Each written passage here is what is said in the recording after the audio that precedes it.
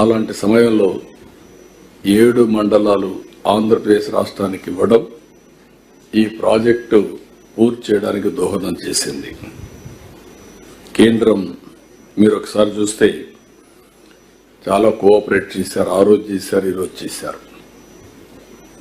అక్కడి నుంచి ఈ ప్రాజెక్టును పూర్తి చేయడానికి నీతి ఆయోగ్కి వెళ్తే నీతి ఆయోగ్ రికమెండ్ చేశారు. ఇది ఆంధ్రప్రదేశ్కి డెడికేటెడ్ ప్రాజెక్ట్, బైఫర్కేషన్లో వచ్చింది. ఈ ప్రాజెక్టును పూర్తి చేయాలంటే వాళ్లే శ్రద్ధ తీసుకుంటారు. నేషనల్ ప్రాజెక్టులు పూర్తి చేసిన చరిత్ర చూస్తే ఆశాజనకంగా లేవు.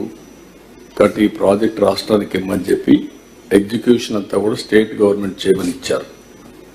దాంతో మీరు చూస్తే 73% పూర్తి చేశాం. అదే మరి ఒక్కసారి మీరు చూసిన 32,215 క్యూబిక్ మీటర్ల కాంక్రీట్ పనులు ఒక్కరోజు చేసి గిన్నెస్ రికార్డ్ ఎక్కింది. 414 రోజుల్లో 1397 మీటర్లు డయాఫామ్ వాల్ నిర్మాణం చేశాం. అప్పట్లోనే 440 కోట్లతో పూర్తి చేశాం. అదే మరి 2 కిలోమీటర్లు మొత్తం లోతు కూడా చూస్తే కొన్ని ప్లేసెస్లో 100 మీటర్స్కి వెళ్ళింది. 28 సార్లు వచ్చాను. 82 సార్లు వర్చువల్గా రివ్యూ చేశారు. సోమవారాన్ని పోలవరంగా చేసుకుని అన్నీ చేశాం. అదే మరి రైట్ మెయిన్ కెనాల్ పూర్తి చేసి చాలా వరకు ల్యాండ్ ఎక్విజిషన్ చేసి నీళ్లు కూడా ఇచ్చాం. ఇది లేట్ అవుతుందని చెప్పి పట్టిసీమ తీసుకొచ్చాం. లెఫ్ట్ మెయిన్ కెనాల్ కూడా స్పీడప్ చేశాం. ఇవన్నీ చేస్తే జరిగింది మీరు చూశారు. బాధేస్తుంది. ఇక్కడికి వస్తే తలుచుకుంటే ఈరోజు ఈ ప్రాజెక్టు ఏ విధంగా ఉండాల్సింది ఇప్పుడు ఎట్లుంది అది తలుచుకుంటే చాలా బాధేస్తుంది. ఇక్కడ దీంట్లో మీరు కూడా చాలా మంది భాగస్వాములు.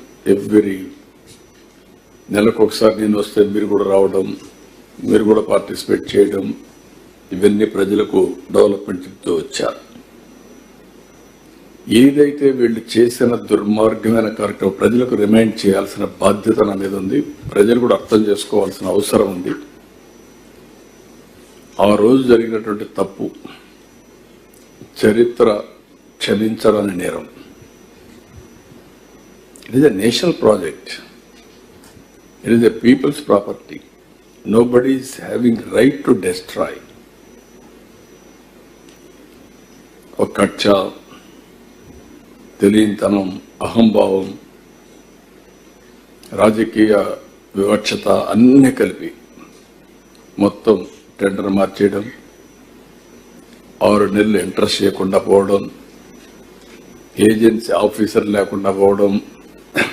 ఫైనల్గా మీరు చూస్తే డయాఫామ్ వాల్ దెబ్బతినింది కూడా ఎవరికి తెలియదు. అలాంటి అమానుషణీయమైనటువంటి వ్యవస్థ. కాఫర్ డ్యామ్ సకాలంలో పనిచేస్తుంటే ఇంత డ్యామేజ్ అయ్యేది కాదు. ఆ ఫ్లడ్ అంతా రావడం, అక్కడ మొత్తం ఎరోజన్ అంతా కావడం, ఎక్కడ ఊహించనటువంటి డ్యామేజ్ జరిగింది. ఆ డ్యామేజ్ 5 ఏళ్లు ఏమీ చేయలేని పరిస్థితి. గడాన కేంద్రం ముందుగానే చెప్పారు. పీపీ అథారిటీ చెప్పింది, కేంద్ర ప్రభుత్వం చెప్పింది, తొందరపడద్దండి, ఇప్పటికే గడిచిన అనుభవాలు ఉన్నాయి, లిటిగేషన్ వస్తూ ఉంది, అకౌంటబిలిటీ ఫిక్స్ చేయలేకపోతున్నాం, మళ్ళీ ఫర్దర్గా మిస్టేక్స్ జరిగితే చాలా ఇబ్బందులు వస్తాయి చెప్పినా వినకుండా చేశారు. అప్పుడప్పుడు అంటూ ఉంటాను నేను, డెమోక్రసీ హాస్ పెయిడ్ ప్రైస్. ఒకసారి ఓట్లేసిన దానికి రాష్ట్రానికి జీవనాడి దెబ్బతినే పరిస్థితికి వచ్చింది. ఈరోజు ఇంటర్నేషనల్ ఎక్స్పర్ట్స్ని పెట్టారు. వాళ్ళంతా వచ్చి స్టడీ చేశారు. మన వాళ్ళైతే ఐఐటి మెడ్రాస్ చేశారు, అందరూ చేశారు. ఇది జరిగిందని ఐఐటి హైదరాబాద్ ఎస్టాబ్లిష్ చేసే వరకు బయట ప్రపంచానికి తెలియదు, ఎందుకు పోయింది కూడా తెలియదు. ఫైనల్గా వాళ్ళు వచ్చిన తర్వాత, ఈ ప్రభుత్వం వచ్చిన తర్వాత మేము పర్సూ చేసాం గట్టిగా కేంద్రంతో. ఎక్స్పర్ట్ కమిటీ అప్పటికే నామినేట్ చేశారు, అప్పుడప్పుడే వచ్చారు. వచ్చిన తర్వాత వాళ్ళు కూడా స్టడీ చేసి అన్ని విధాలు మళ్ళీ ఏం చేయాలని భర్జన పడిన తర్వాత 2-3 నెలలు ఫైనల్ గా వేరే డయాఫామ్ వాల్ తప్ప అది దెబ్బతింది. 4-5 ప్లేసెస్ లో డ్యామేజ్ అయింది. ఇది చాలా ప్రాముఖ్యత కలిగిన ప్రాజెక్టు. ఫెరోషియస్ రివర్ ఇది. ఏదైనా జరగరాని జరిగితే చాలా ప్రమాదం వస్తుంది. కాబట్టి no compromise, better to go new diaphragm wall. మళ్ళీ ఇప్పుడు డయాఫామ్ వాల్ కోసం అందరినీ మొబిలైజ్ చేసే పరిస్థితికి వచ్చాం. వర్క్ స్టార్ట్ అయింది. 440 కోట్ల రూపాయలతో పని అయినటువంటి డయాఫామ్ వాల్ రివర్స్ టెండర్ అనే పేరు పెట్టి రాజకీయ కక్షతో మొత్తం ప్రాజెక్టు పైన కక్ష తెచ్చుకునే పరిస్థితికి వచ్చారు. ఇప్పుడు ఒక్క డయాఫామ్ వాల్ 990 crores, 440 కోట్లు కొట్టుకొనిపోయింది. ఈరోజు 990 crores ఖర్చు పెట్టే పరిస్థితికి వచ్చాం. 2020 కావాల్సిన ప్రాజెక్టు మళ్లీ కేంద్రం పూర్తిగా డబ్బులు ఇచ్చి ఇవన్నీ చేసినా కూడా ఇది 2027 డిసెంబర్ పోయే పరిస్థితి వచ్చింది. దాని మీదనే ఇప్పుడే నేను రివ్యూ చేశాను. రివ్యూ చేసినప్పుడు ఈసీఆర్ఎఫ్ గ్యాప్ 1 ఉంది. ఇది ఫిబ్రవరి 26 పూర్తి చేస్తాం. డయాఫామ్ వాల్ 31 డిసెంబర్ 25 పూర్తి చేస్తాం ఈ ఇయర్. అదర్ వర్క్స్ అన్ని డిసెంబర్ 26 పూర్తి చేస్తాం. చిన్న పెద్ద వర్క్లన్నీ కూడా డిసెంబర్ 26 కాకుండా నేనేమన్నాను, జూన్ పూర్తి చేయమన్నాను. లెఫ్ట్ కనెక్టివిటీస్ అది కూడా 26 జూన్ పూర్తి చేస్తాం.